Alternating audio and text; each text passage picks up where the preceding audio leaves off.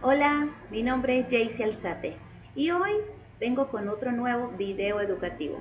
Esta vez voy a hablar sobre las funciones mentales.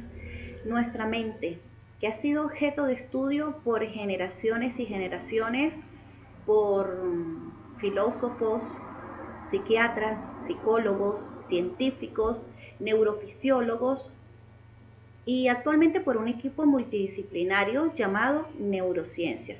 Todo con el objeto de descubrir cuál es su funcionamiento y qué influye en nosotros eso. Explicaré cada uno de sus partes, trataré de resumir lo más que pueda, es un tema bastante amplio, bastante extenso. Hablaré un poquito lo básico, ¿no? Bueno, comencemos.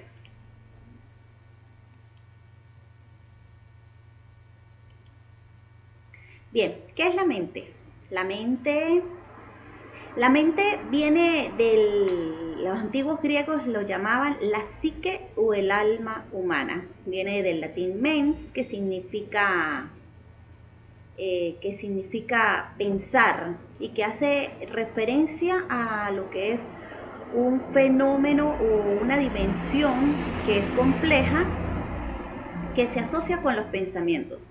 Viene a su vez viene del latín pensare, que hace referencia a comparar dos pesos en una balanza. ¿Por qué? Porque nuestros pensamientos siempre se están midiendo, así como hacen en los cómics, que sale el angelito bueno, el angelito malo, y están allí como que aquí haciendo pesar, ¿no?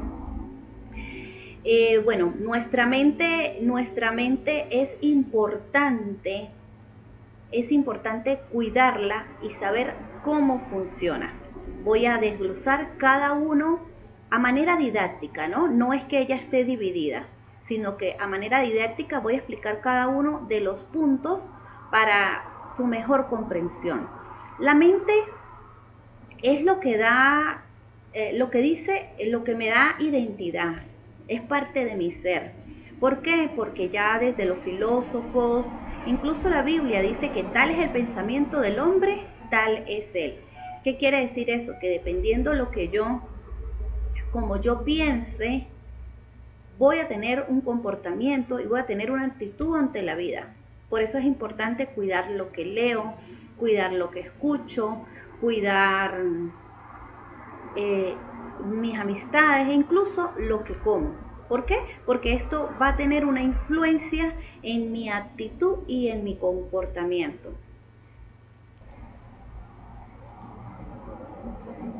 Bien, ¿por qué es necesario establecer lo que es normal y lo que es anormal? Para saber lo que es normal y lo que es anormal, esto lo vamos a identificar desde la observación, la descripción y la explicación. Y esto obviamente tiene su base en el aparato psíquico-mental, perdón. Esto, ¿qué quiere decir esto? Que yo debo conocer como psicólogo, aunque no sea médico, debo conocer lo que son las partes del cerebro, sus funciones, cómo está dividido, porque esto me va a permitir saber si una persona tuvo un golpe, si tiene algún traumatismo, cualquier cosa, en qué lo puede estar afectando. Es como que un cardiólogo no conozca las partes del corazón. Si no lo sabe, no va a poder dar un buen diagnóstico. Entonces, entre la importancia de establecer lo que es normal o anormal, la importancia de conocerlo es que si no conozco bien la semiología de la salud mental, voy a correr el riesgo de dar un mal diagnóstico. A la vez, si conozco su funcionamiento, si conozco sus partes, si realizo un examen mental correctamente, voy a saber remitir al paciente al profesional adecuado. De nada me sirve saberme o conocer el DSM-5, el CIE-10, que son los manuales diagnósticos al derecho y al revés, si no sé realizar un examen mental correctamente.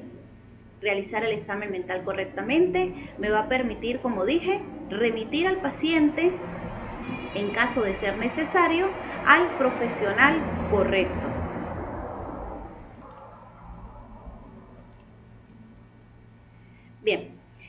Teorías con base a las cuales se establece lo que es normal en el campo de la salud.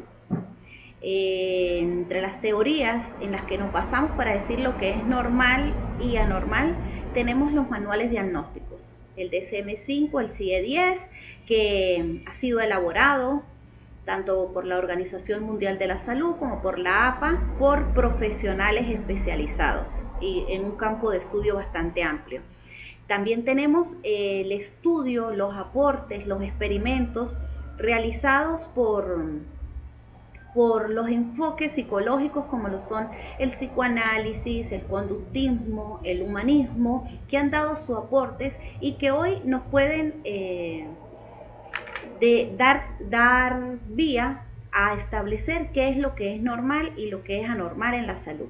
Podemos ver que una persona con características anormales, entre las características que presenten es que presenta sufrimiento personal, que tiene una conducta irracional, que viola los códigos ideales para la sociedad, los códigos morales, así entre otras cosas. Entonces, los aportes que han dado tanto los manuales diagnósticos como los psicólogos científicos son de gran importancia y son la base para establecer lo que es normal y anormal, aparte de las neurociencias que nos dicen cómo es el funcionamiento del cerebro, y en base a que no esté funcionando correctamente, eso va a establecer una patología en el individuo.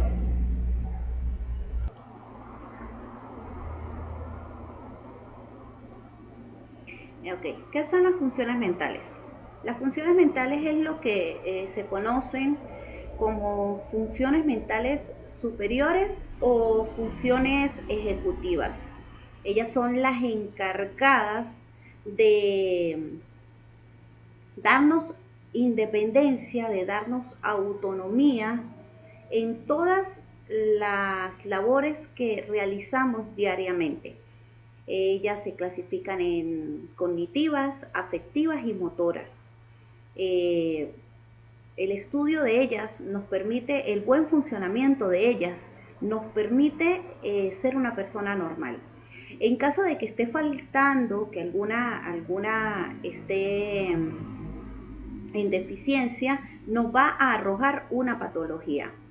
Dependiendo de la edad de la persona, va a ser el funcionamiento de su cerebro. No es igual el cerebro de un bebé, el cerebro de un adulto medio, que el cerebro de un anciano. Cada uno tiene sus funciones, cada uno presenta una característica según su rango de edad. Entonces, en el examen mental es importante saber la edad, tener en cuenta la edad de la persona para saber si está acorde su funcionamiento, está acorde con la edad que la persona tiene. En un examen mental vamos a tomar en cuenta lo que son el sueño, la alimentación y la sexualidad. Esto no forma parte dentro de la clasificación de funciones mentales, de funciones ejecutivas, pero sí son parte vital de nuestra vida. Según Maslow, en su pirámide de necesidades, el sueño, la alimentación y la sexualidad son partes primordiales en nuestra vida, y si alguna de ellas se ve alterada, se ve en deficiencia, se ve afectada, vamos a arrojar igualmente patologías que van a influir en nuestra funcionalidad en el diario vivir. Entonces voy a explicarlas un poco, una por una, voy a tratar de resumir lo más que pueda porque cada tema es bastante amplio. Entonces voy a comenzar a explicarlas.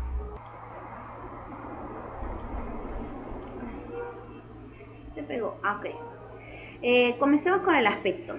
Muchas personas piensan que el aspecto no es importante a evaluar en un examen mental, pero en realidad sí lo es.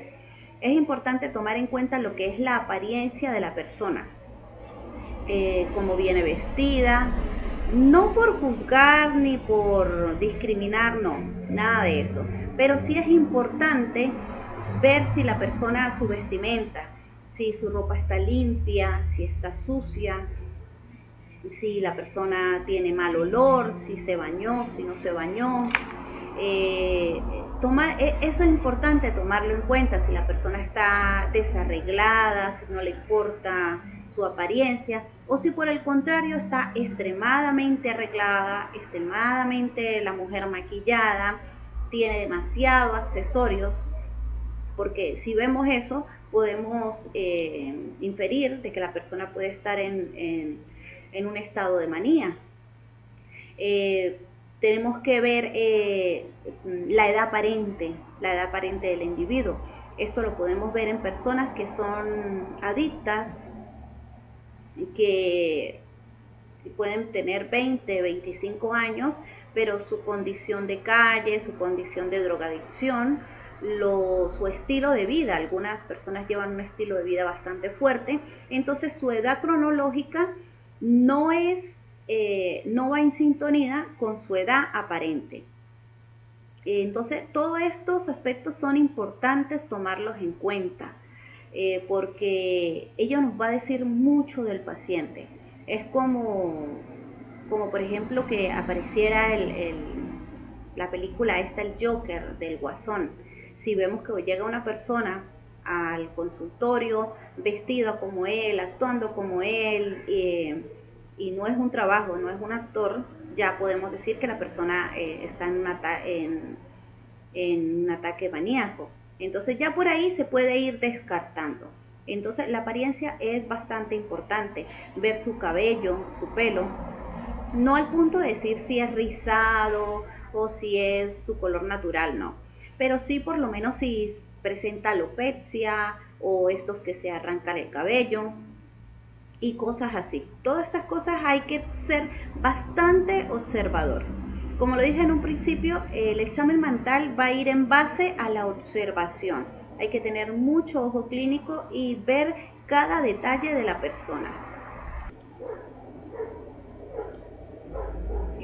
En la actitud, después de la apariencia, vamos a ver con qué actitud entra la persona. Si entra caminando rápido, si entra caminando lento. Lo normal es que la persona sea colaboradora, que al realizársele preguntas conteste, que si se le va a hacer un examen sea colaboradora.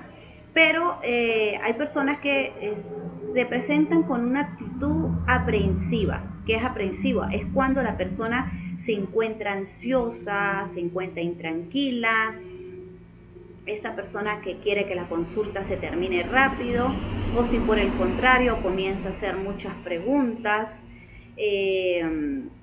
También es importante, se puede presentar que tenga una actitud paranoide. El paranoide es aquella persona que es muy suspicaz, que cuestiona, es desafiante. ¿Usted por qué me pregunta eso? ¿Para qué quiere saber eso? ¿Eso qué tiene que ver con mi malestar? ¿Qué tiene que ver con eso con la consulta?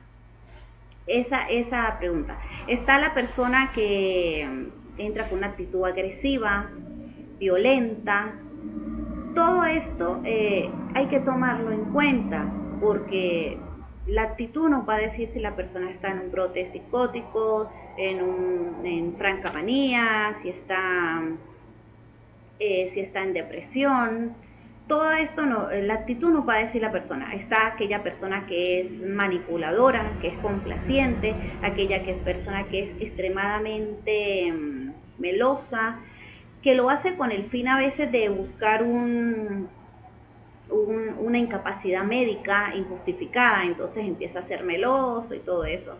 Está la actitud pueril. La actitud pueril es aquella que no va acorde con el rango de edad. Es una mujer que tenga 25 años y se comporta como una niña de 8, 9, 10 años. Entonces ahí podemos ver que eso es una actitud pueril.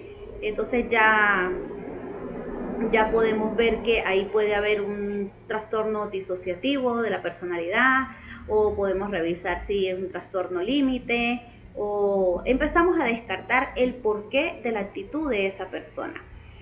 actitudes inadecuadas que van en base a si la persona es esquizofrénica o bipolar o bueno, ahí la actitud nos va a decir mucho sobre alguna patología que esté presentando el individuo.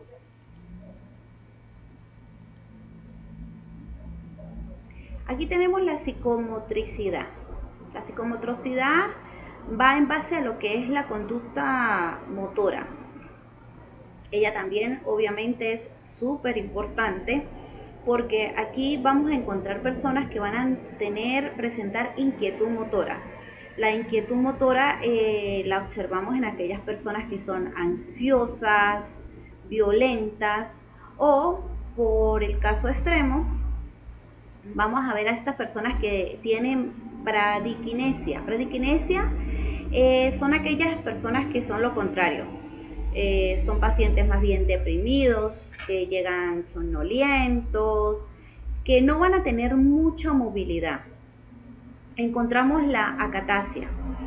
La acaticia es cuando se hace ilusión, es cuando la persona no se queda quieta, es aquella persona que se para, se sienta, saca el celular, guarda el celular, abre la puerta, cierra la puerta, espérame un momento, disculpe, una persona que está como eléctrica todo el tiempo, no se puede quedar quieta. Está la otra, que es la dromomanía. Dromomanía se alusiona a una persona que dice, no, es que yo camino mucho. Entonces, esas personas que no caminan mucho porque les gusta caminar, sino personas que caminan y caminan y caminan, pero sin rumbo fijo. No tienen un norte, como se dice. Caminan y se pueden caminar de un extremo de una ciudad al otro extremo sin una razón, sin un motivo aparente. Simplemente caminan sin rumbo fijo. Está la catatonia. Catatonia es cuando el paciente está completamente rígido, que lo vas a mover y el paciente no se mueve, está rígido, está como si ejerciera resistencia. Tenemos la ecopraxia. La ecopraxia viene de eco, ¿no? Esto lo podemos ver en pacientes con autismo, con esquizofrenia, pacientes que a veces suelen imitar lo que hacen la otra persona. Están los pacientes con pie de plomo. Esto hace referencia a estas personas que caminan, que los pies como que les pesan, y es que me pesan los pies y caminan lento y fuerte, así como esto así. Entonces, el revisar cómo está la conducta motora de la persona es importante, si tiene algún tic. Entonces, hay que tener observación a la hora de mirar al paciente sobre sus movimientos, si tiene algún tic o cualquiera de las que ya expliqué.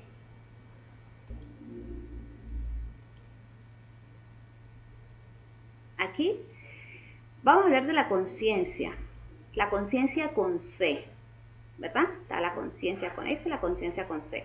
Esto da base a lo que es una conciencia neurológica y una conciencia psicológica.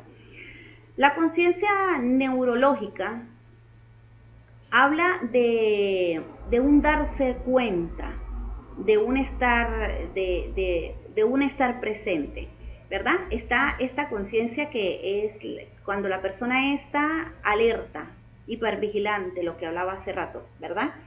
Que la persona está pendiente de todo, es consciente de todo, o si por el contrario la persona está somnolienta, producto del cansancio, producto de que no duerme, está así como somnolienta, no está muy consciente como de lo que pasa a su alrededor. Es como si lo demás, lo externo no tiene nada que ver, ¿no? Está la conciencia del estupor.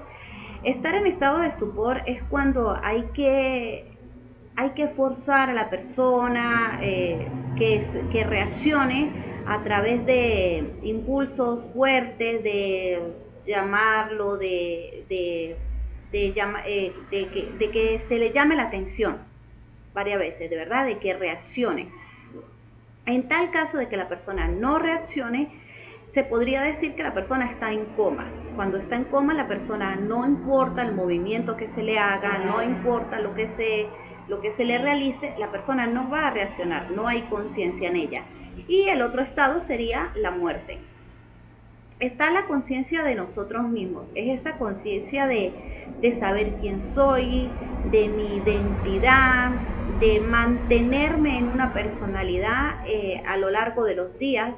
Cuando no tengo conciencia de mí mismo, entro en la patología de tener personalidad múltiple, por ejemplo, que son estas personas que un día tienen una personalidad, bueno, un día no, cambios de minutos, horas. Pueden ser un niño, pueden ser un anciano, pueden ser un animal, lo que sea. Hay disociación de la personalidad. Entonces no son conscientes de ellos mismos, sino que es como que otras personalidades estuvieran en ellos. Está la conciencia del mundo, que es aquella conciencia que me permite reflexionar sobre las cosas que están a mi alrededor, esto que me permite saber dónde están los objetos, dónde estoy yo. Está la conciencia del cómo realizamos una tarea, que son los pasos que yo sé para realizar una tarea. Yo soy consciente de cómo se utiliza la cafetera, de los pasos a realizar para preparar el café. Soy consciente de todas esas cosas. Y está la conciencia psicológica, que esto va en parte de lo que es el bien y el mal. Esto va en base a todo lo que es ético, va en base a lo que es moral. La conciencia psicológica es la que me permite tener discernimiento y juicio crítico para saber lo que es bueno y lo que es malo, lo que es correcto, lo que es incorrecto. En su ubicación cerebral, según Francis Crick, él es premio Nobel en descubrir lo que es la estructura del ADN. Él dice que la conciencia, en los estudios que está realizando, él dice que la conciencia se puede ubicar o localizar en la parte posterior del cortés. Eso está en estudio también, no es algo fijo todavía, eso se está estudiando, todavía falta mucho por descubrir, me imagino yo. Pero dice que están en la parte posterior del cortés. Tenemos que hacia el hemisferio derecho tenemos lo que es la parte afectiva, que se encuentran las emociones, la alegría, el enojo, y hacia la parte izquierda todo lo que es el cognitivo y la productividad. Entonces, ¿qué hace la conciencia entre emociones y productividad?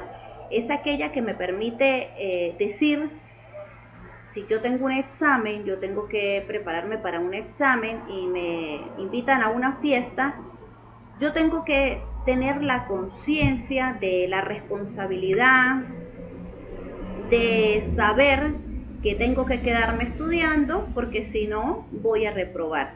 Entonces puedo con conciencia aplazar o postergar lo que es esa salida para cumplir con una responsabilidad. Él dice que esa parte de conciencia, de raciocinio, de juicio crítico, se halla aquí en la parte posterior del cortés.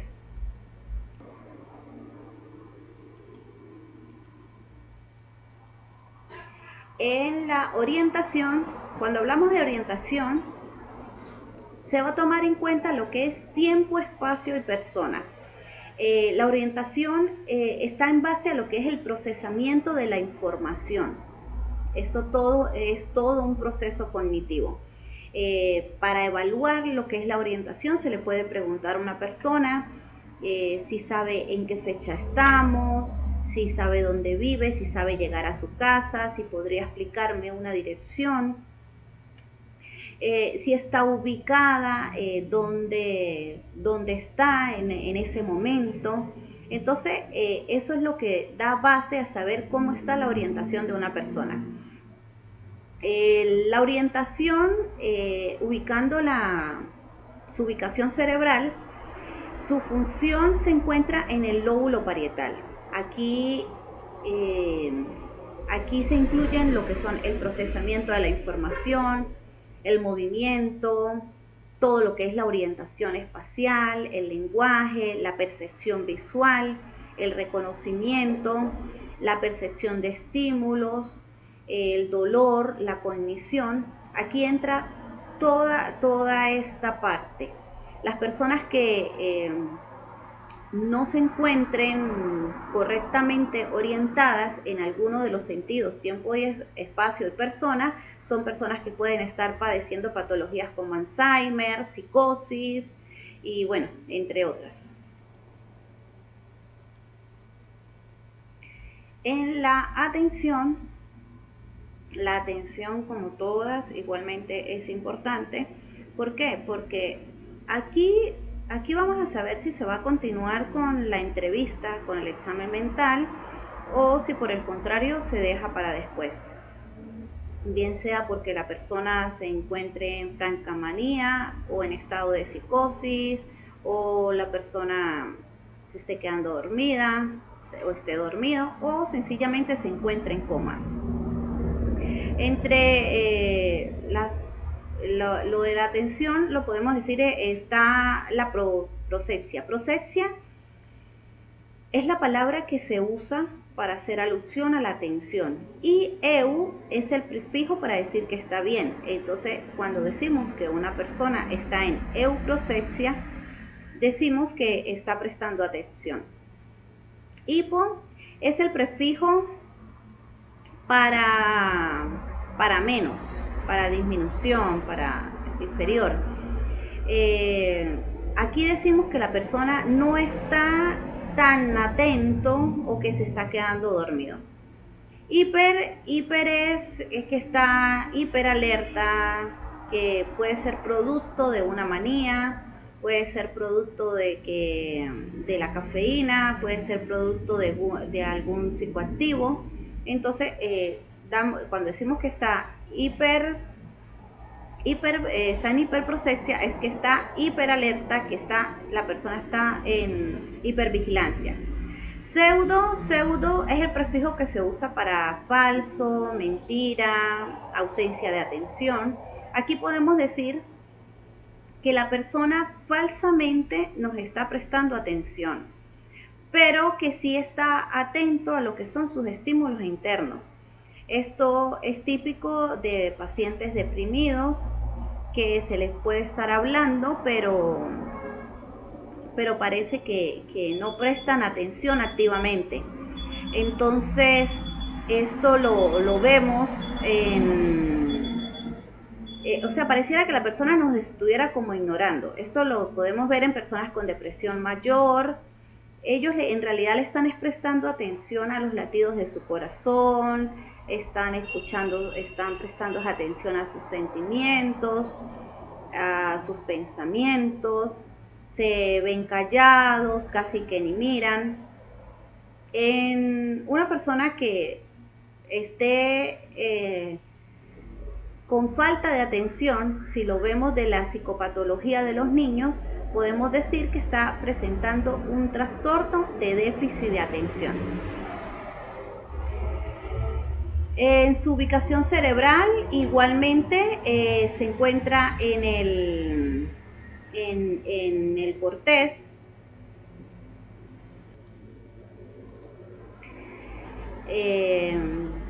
El cortés parietal posterior, el cortés prefrontal, se encuentra en el sistema reticular activador, sube por el tálamo, su sistema límbico se ve involucrado también, lo que son los ganglios basales. Todo esto hace alusión a lo que es la atención.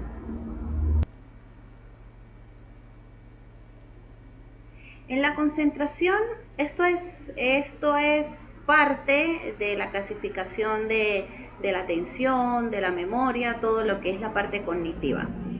¿Cuál es la diferencia entre la concentración y la atención? La atención dirige los sentidos hacia una hacia una acción, hacia un objeto o hacia una situación, mientras que la concentración va más de reflexionar a atender un estímulo y comprenderlo. Por ejemplo, vemos en las personas ebrias que se les está hablando, pareciera que estuvieran prestando atención, pero no están concentradas. O a veces en los salones de clase se pueden ver alumnos que ven a sus docentes, pero no pareciera que le estuvieran prestando atención, pero no están concentrados. Entonces no hay como esta fijación a reflexionar sobre lo que en realidad está sucediendo. Entre las patologías que podemos encontrar en personas con falta de concentración, tenemos que es producto de la ansiedad, de la depresión, el miedo es causante de la desconcentración, el enojo, los traumas, las drogas, el alcohol, las personas con carácter impulsivo suelen no concentrarse mucho, porque estas personas impacientes, la falta de sueño también provoca que no exista concentración. Entonces, en su ubicación cerebral, vemos que está aquí entran lo que es la zona frontal, lo que llaman todo lo que es la parte prefrontal también, y en estudios y experimentos que se han hecho, se ha descubierto que cuando la persona se desconcentra, se ve afectada lo que es el núcleo subtalámico.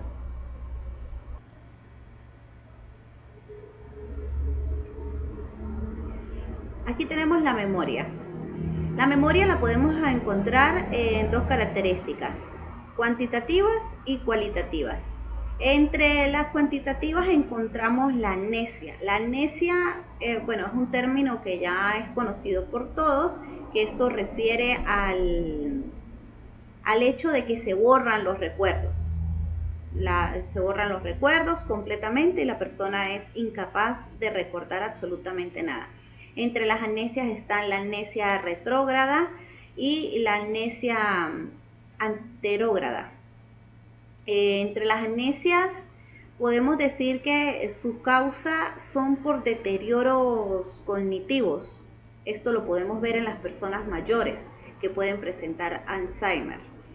Están las hiperamnesias. La hiperamnesia ya viene de hiper, de más. Esto refiere a estas personas que acumulan mucha información. Lo podemos ver en personas que guardan mucha información de cosas que a veces no son muy importantes. Lo podemos ver en pacientes, en personas con alguna deficiencia intelectual, pero que tienen una memoria extraordinaria, son capaces de memorizar un directorio telefónico sin que se les escape un número y se lo saben todo. En realidad esta información no es muy funcional para la vida diaria. A esta inteligencia se le suele llamar la inteligencia de los tontos, por este mismo sentido, ¿no? Tienen muy buena memoria, pero a veces memorizan cosas que no son verdaderamente importantes. Entre las memorias encontramos la memoria a corto y a largo plazo. Para tener una memoria a largo plazo en el hecho del aprendizaje, tenemos que ver que tenemos que prestar atención, como ya dije. La ubicación cerebral, aquí está comprometida la parte del cerebro límbico y aquí está el hipocampo. En el hipocampo es este baúl donde se guardan infinidad de conocimientos y luego se utilizan. Cuando hablamos que no hay memoria en un joven, puede ser porque en un joven no es normal que haya un deterioro cognitivo. Entonces, la falta de memoria en una persona joven se puede deber al consumo de alcohol, a infecciones cerebrales, a enfermedades como SIDA, sífilis, el abuso de las benzodiazepinas, falta de vitaminas, y en trastornos o patologías como la depresión, la esquizofrenia, y los trastornos bipolares. Entonces, para saber cómo está la memoria de una persona, se le puede preguntar qué comió el día anterior, si recuerda el nombre de sus familiares, cuestiones que tengan que ver con la memoria, tanto a corto como a largo plazo. En el pensamiento, aquí en el pensamiento, para evaluar el pensamiento como tal, es necesario la narrativa de la persona. Aquí voy a evaluar lo que es el lenguaje, la narrativa. Porque si la persona no habla, es imposible que yo sepa qué está pensando. Es en la narrativa donde voy a darme cuenta de cuáles son los pensamientos de la persona. Al momento de evaluar los pensamientos, voy a tener en cuenta 3 cosas. La primera es el origen. En el origen voy a darme cuenta si el pensamiento es lógico, es ilógico o es abstracto. El lógico y el abstracto son más o menos parecidos, ¿no? El lógico obviamente que es racional, que es coherente. El abstracto es aquel donde yo le puedo preguntar a la persona un refrán y la persona es capaz de pensar un chiste y en su pensamiento esa abstracción es capaz de resolverla, de pensarla, ¿no? El ilógico obviamente puede ser, el pensamiento ilógico puede ser producto de una discapacidad intelectual o puede ser producto de un delirio. Otra cosa que vamos a evaluar como segundo punto es el curso. En el curso del pensamiento vamos a evaluar lo que es la velocidad. Aquí encontramos lo que es la taquipsiquia. Taqui viene de rápido. Los pensamientos que son muy rápidos. Estas personas, esto lo evaluamos obviamente por el lenguaje. Sus pensamientos son tan rápidos que a veces no son capaces de coordinar una frase. Dicen una frase y la última de la otra y tienen tantas cosas en la mente que no son capaces de decir una oración coherente. Tenemos el extremo que es la bradisiquia y esto va de lento. Tenemos también la alogia. Aquí no hay producción de ideas. Aquí está 0 ideas. La persona, nada. No hay nada. La mente en blanco, bueno, cuando dicen, en realidad nadie tiene la mente en blanco, ¿no? Esto lo podemos ver en una persona que se encuentra en un estado de catatonia. Lo otro a evaluar es el contenido. En el contenido vamos a tomar en cuenta lo que son las ideas. Aquí se va a mirar si la persona está deprimida, si tiene un trastorno obsesivo compulsivo, si sufre de estrés postraumático, si tiene ansiedad, si tiene ideas de muerte o ideas suicidas. Todo esto lo vamos a sacar del contenido de las ideas. Lo que va hablando lo vamos viendo.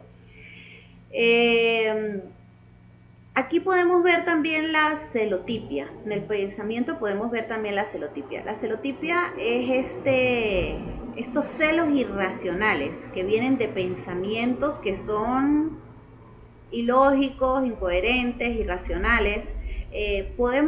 Hay un estudio, en estudios realizados, la celotipia, por ejemplo, en una pareja que lleve años de matrimonio, ninguno de los dos se cela, hay confianza, una relación estable, de repente la mujer aparece y dice que de repente el hombre de la nada la está celando con el chico del domicilio de la pizza. Entonces se puede mandar a evaluar que puede empezar a existir un deterioro cognitivo y eso puede ser producto de la celotipia. Está la erotomanía. La erotomanía hace alusión a a estas personas que piensan que famosos están enamorados de ellos o que los están vigilando, que estas personas que no los conocen de nada, que un famoso que no lo conoce de nada piensa que si una canción se la están dedicando, que si hace una entrevista en claves le está mandando palabras, incluso que la puede desear sexualmente. La minusvalía y el autorreproche, esto lo podemos encontrar en las personas que se hablan mal de sí mismas, en personas deprimidas, en personas que piensan que no valen nada, que su vida no tiene sentido, que se tratan mal a sí mismas. Y la grandeza, esto lo podemos encontrar en personas con el trastorno narcisista. En su ubicación cerebral, igual que lo cognitivo, esto se encuentra su procesamiento de información y todo esto, lo que es en el lóbulo frontal, abarca todo lo que es el sistema límbico, el tálamo, el sistema reticular ascendente, que esto todos tienen una interconexión que es lo que hace que forme el contenido de las ideas. En el lenguaje, como ya veníamos diciendo, no puedo evaluar el lenguaje si no evalúo el pensamiento, y no puedo evaluar el pensamiento si no evalúo el lenguaje. Es necesario la narrativa, es necesario que todo esté integrado, ¿verdad? Evalúo el pensamiento a través del lenguaje y evalúo el lenguaje a través del pensamiento. Esto lo encontramos de una manera cuantitativa, de cantidad, y cualitativa. Igualmente tenemos la taquilalia, que es de rápido, que es persona que habla muy rápido, así como la del muñequito que dice bla bla bla bla bla bla bla bla, y muchas cosas. Bradilalia, que habla muy lento. Está el mutismo, que es aquella persona que decide no decir nada voluntariamente y no dice nada, y el mutismo selectivo es aquel que la persona decide voluntariamente quedarse callada. Está la ensalada palabras, que es que no hay coherencia en lo que la persona dice. Dice, no, es que yo fui a la plaza porque el televisor es negro. Entonces, ¿qué tiene que ver una cosa con la otra, no? Encontramos hay una cantidad de trastornos y patologías en base a lo que es el trastorno del lenguaje. Está la verborrea, está la ecolalia. Ecolalia es en base a eco, que repite. Encontramos gran cantidad de trastornos del lenguaje. En el trastorno del lenguaje, en su ubicación cerebral, vemos que se ve comprometido lo que es el área de Broca, el área de Wernicke. Toda esta área tiene bastante influencia en lo que es el habla. Entonces, lo que es el lenguaje, encontramos que si la taquilalia la vamos a encontrar en personas que están exaltadas, maníacas, eufóricas. La bradilalia la encontramos en personas deprimidas. El mutismo lo podemos encontrar en personas que están psicóticas, que están en estados de delirium. El mutismo selectivo lo podemos encontrar en personas con trastornos de personalidad, con trastornos disociativos. También se puede encontrar en personas con autismo. Estas personas que hablan con la familia pero no hablan con el médico, o al contrario, hablan con el médico pero no hablan con la familia. Esto también puede arrojar información. Entonces, como ya lo venía diciendo, explicar cada uno de los puntos. Estos son temas bastante extensos, bastante amplios, entonces es un poco resumido en lo que va en lo que es el lenguaje, ¿no? Para la evaluación del examen mental.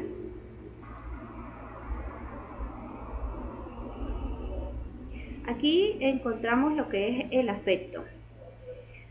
Para evaluar el afecto necesito evaluar lo que es el pensamiento y el lenguaje.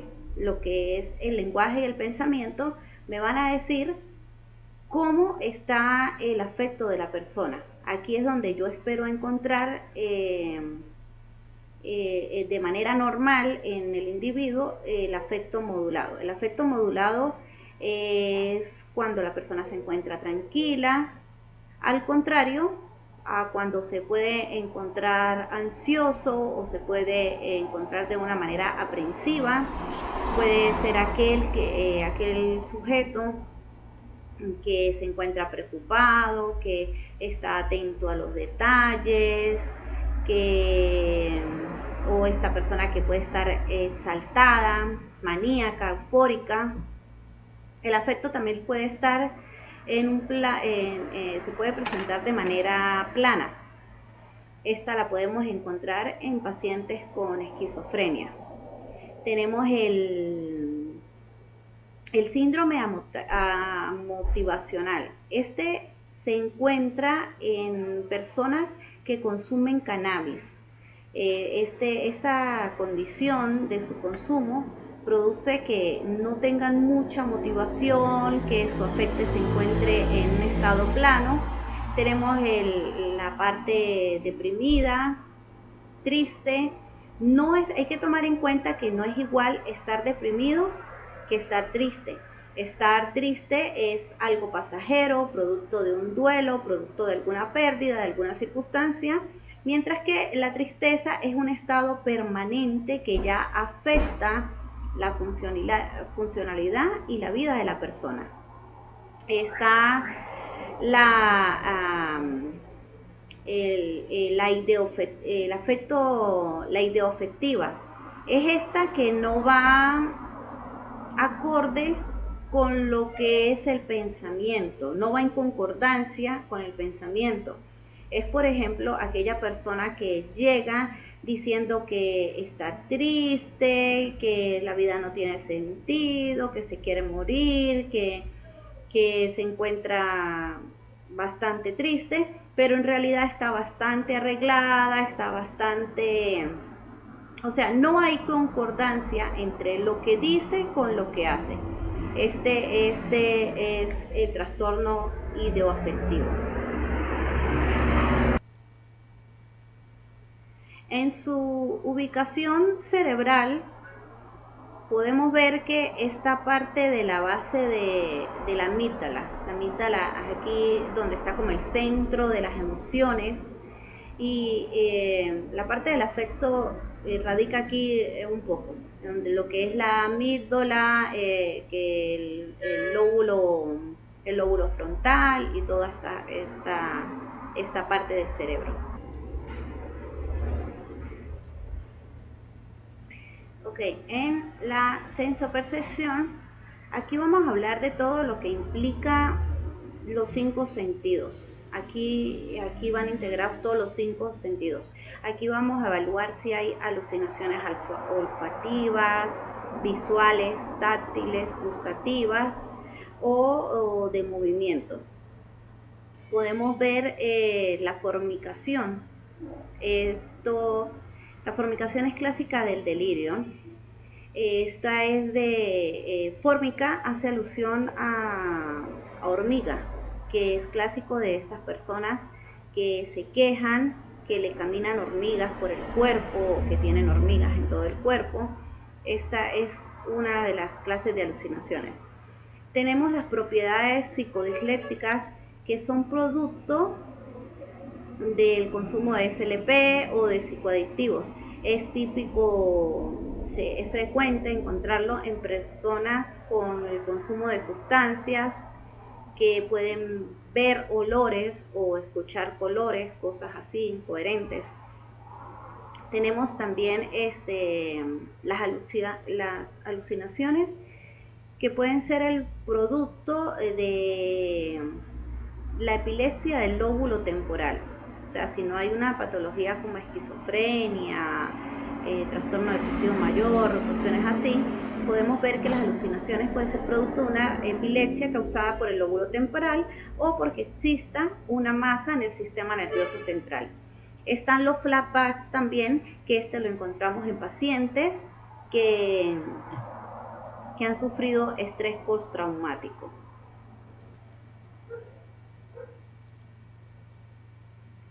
El juicio y el raciocinio lo encontramos ligado con lo que es la voluntad, lo que es el discernimiento, el pensamiento abstracto, todo esto. Y podemos ver si la persona tiene su juicio conservado, desviado, comprometido, delirante.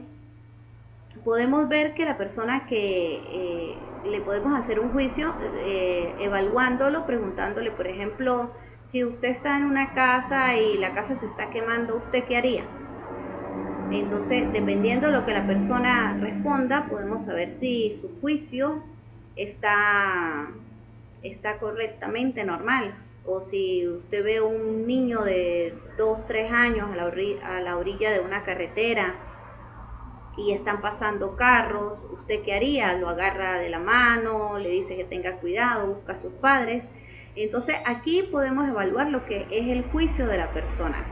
Entre las patologías que encontramos en el juicio del raciocinio podemos tener las personas ludópatas, que son personas que su juicio está bastante comprometido, no tienen coordinación, no tienen razonamiento, porque si la persona al momento de jugar, en vez de utilizar su razonamiento, su juicio y decir, tengo compromisos económicos, tengo que pagar facturas y cosas así, al contrario, él invierte todo, apuesta todo, entonces pierde todo su dinero, entonces podemos decir que su juicio está comprometido. Esto va también en parte a lo que son las personas impulsivas. Son personas impulsivas, no hay fuerza de voluntad en ellos. Bueno, usualmente cuando una persona es así le decimos ponga de su voluntad, ponga de su fuerza, y en realidad su voluntad está quebrada, porque es allí donde está enferma la persona, en su juicio, en su voluntad, en su razonamiento, en toda esta parte que lo hace funcional en la vida diaria.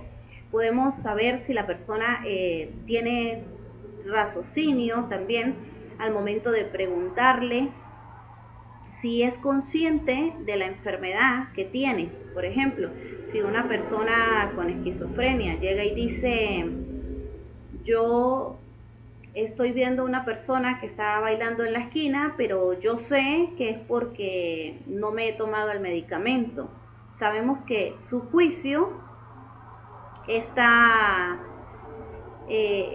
tiene un juicio correcto, que sabe que está delirando, pero porque no ha tomado la medicina o porque la dosis está muy bajita. Está el juicio suspendido, que es aquel que es producto del delirium, de las drogas, del coma, de personas que consumen medicamentos. Entonces se puede ver como su razonamiento nublado, ¿no?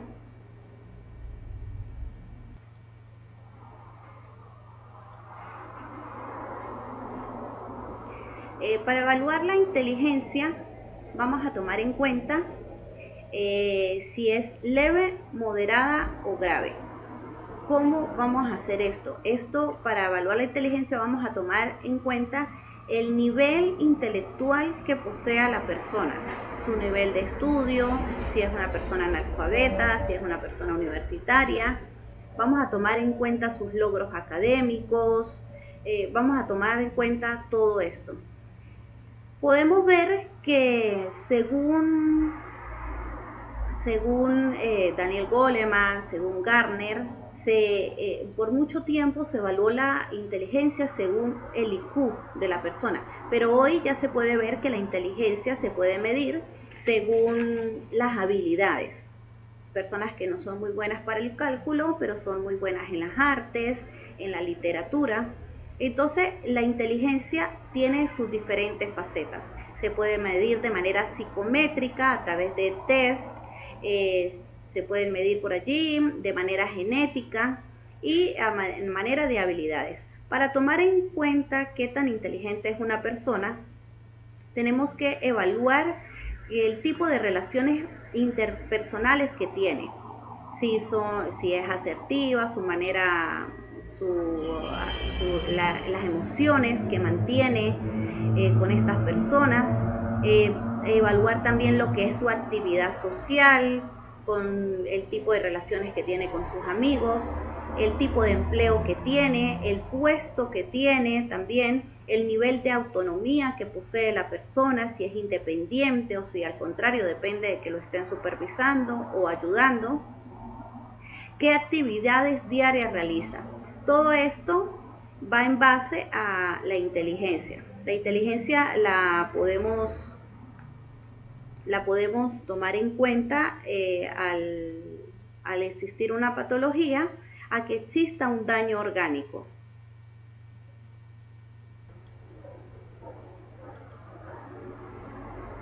En el insight, aquí se va a evaluar el nivel de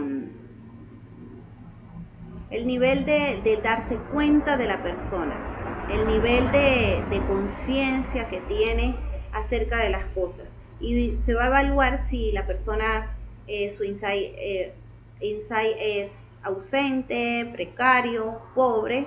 ¿Cómo lo vamos a evaluar? Le podemos decir a una persona diabética, por ejemplo, que tiene que dejar de consumir azúcar, entonces la persona pues no le da importancia, dice, no, pero es que soy diabética y eso que tiene que ver, ¿no? Si yo quiero azúcar, si el cuerpo me lo pide es porque lo necesito. Entonces podemos ver que su nivel de insight está casi que ausente. Pobre es que dice, bueno, sí, yo sé que soy diabética, pero es que no puedo controlarme las ganas de comer. Entonces podemos decir que es consciente que tiene una enfermedad, pero su insight es pobre, no hace nada para corregir esto. Aceptable es que la persona, dependiendo las situaciones que se encuentra, haga algo para hacerlo. Esto va en base a una autorrealización que haga la persona, a una introspección que haga de sí misma, a un análisis que se haga de sí misma, a lo que desea mejorar y a lo que desea cambiar. El insight es bastante importante a la hora de autorrealizarnos, de realizar cambios en nuestra vida. El nivel de insight que tengamos va a influir mucho en las decisiones que tomemos.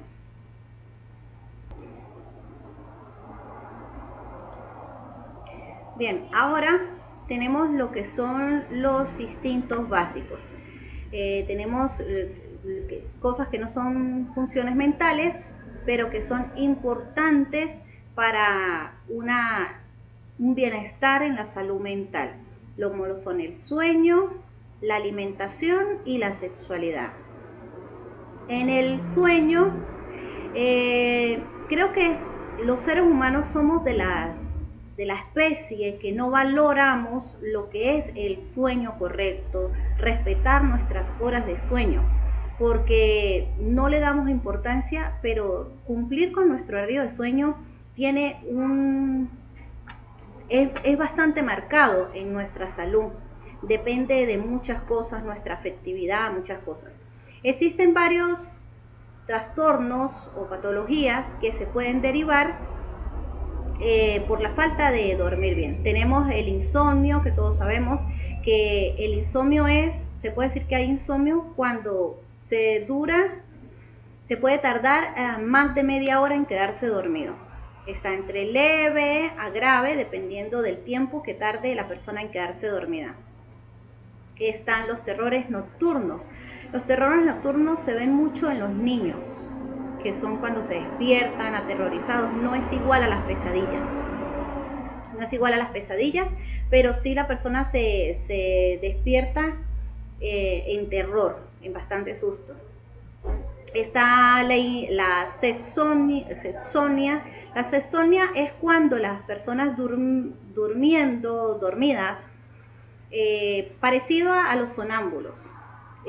Son sonámbulos, pero lo que hacen es tener sexo mientras duermen. Es muy poco nombrado, pero sí existe. En la serie del Doctor House hay un capítulo donde tiene una paciente que queda embarazada y no sabe por qué, porque no tiene pareja. Bueno, a lo largo de la trama del capítulo se descubre que ella sufre de sexomnia, que es que mientras duerme ella tiene sexo dormida. Están los jet lag, que es este cambio de horario cuando la persona se va de un país a otro y el uso horario es diferente. Entonces, mientras se acomoda lo que es el organismo para el nuevo horario y eso, se sufren estos jet lag. Está la apnea de sueño, que es cuando la persona se queda sin respiración mientras duerme y todo esto. Cerebralmente podemos decir que el sueño, el encargado del sueño es la hormona de la melatonina. La melatonina está por la glándula pineal y es esta hormona que cuando es de día nos dice que debemos estar activos, que debemos trabajar, y cuando cae la noche ya debemos dormir.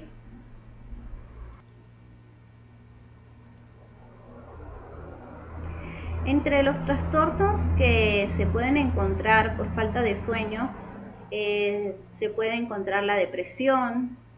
En la depresión tenemos dos extremos. Tenemos el que la persona puede dormir mucho para evadir su realidad, para evadir lo que está viviendo, sintiendo, o esta persona que no, al contrario, no duerme nada, solamente se dedica a pensar, a centrarse en sus pensamientos, pero no duerme.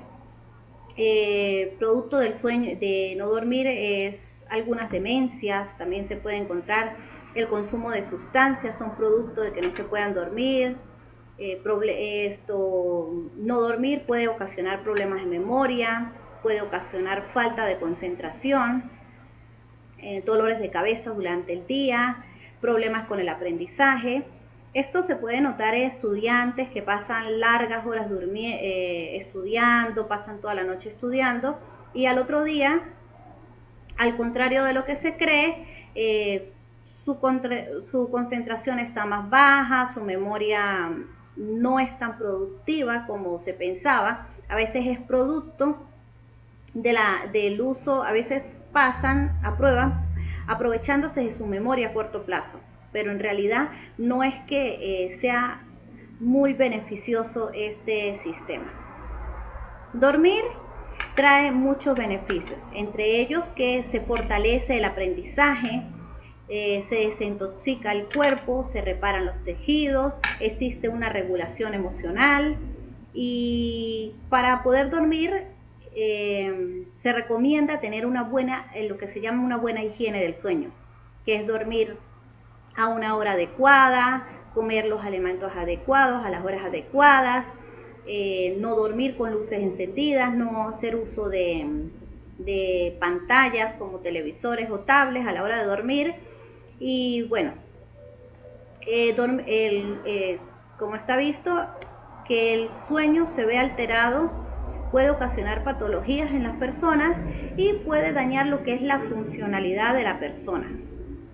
Para saber si una persona cómo está su nivel de sueño, se le debe preguntar por sus patrones de sueño, cómo se siente durante el día, si en algún momento del día se queda dormido sin que se dé cuenta, si tiene algún malestar, una serie de preguntas para darnos cuenta cómo está cómo está en su nivel de sueño.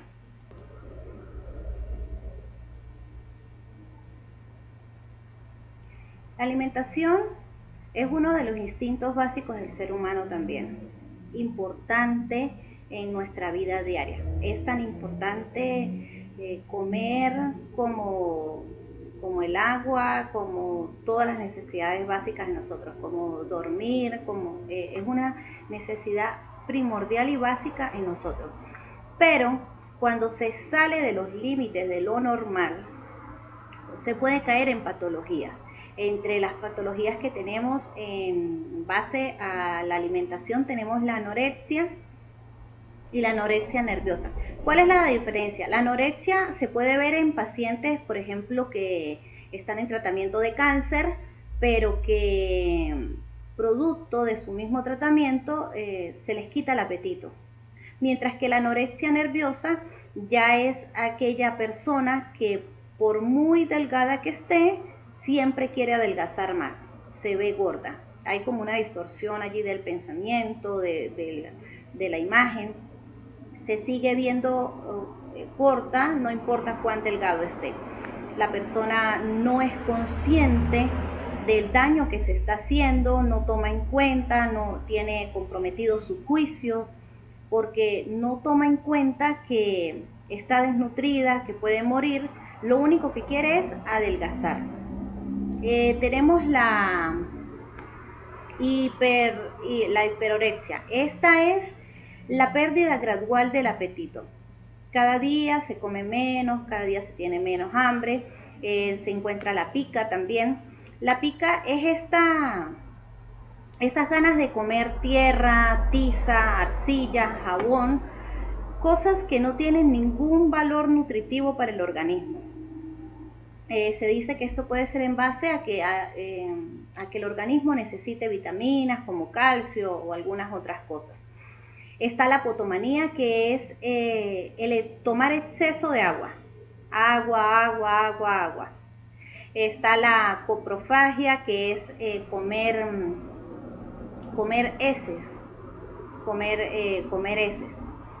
Y cualquier trastorno de la alimentación va a dañar la funcionalidad del individuo, tanto en su entorno como a sí mismo. Y tenemos la sexualidad. La sexualidad va en base a lo que es hombre-mujer, va en base a lo que es el placer de un acto sexual. La sexualidad es básica y es necesaria para el ser humano, pero también cuando sale de límites ya daña al individuo como persona. Podemos encontrar personas, por ejemplo, que en su sexualidad, si son muy promiscuas, pueden caer en enfermedades de transmisión sexual, enfermar a sus parejas. Hay desviaciones sexuales también, que como el exhibicionismo, la pedofilia, el masoquismo, la zoofilia, que dañan tanto al individuo como a la sociedad. Y bueno, esto es un tema bastante amplio, esto es como lo más básico. Entre las disfunciones sexuales que existen podemos encontrar que está la frigidez, la impotencia, el vaginismo, la eyaculación precoz, que pueden afectar el estado de ánimo de la persona, pueden afectar su autoestima, pueden comprometer bastante en lo que es la personalidad y la autoconfianza que tenga la persona en sí mismo. En base a la sexualidad, cuando encontramos personas que han sido abusadas sexualmente, podemos ver que se pueden presentar trastornos como la ansiedad, pueden presentar fobias, desvalorización personal, la persona puede presentar comportamientos autoagresivos, desde cortaduras, quemaduras, golpes, puede tener intentos de suicidio, odio hacia su propio cuerpo, pueden sentirse sucias, se desvaloran personalmente, se sienten culpables en muchos de los casos. Entonces todo esto va a afectar lo que es la salud mental de la persona. En base al sexo podemos ver que todavía existen actualmente tabús como lo que es la menstruación, el tamaño del miembro del hombre, la masturbación, que eso también afecta de una manera el autoestima y la confianza de la persona. Bueno, esta fue mi exposición el día de hoy. Muchas gracias. Mi nombre es Jaycee Alzate. Gracias por su atención. Hasta luego.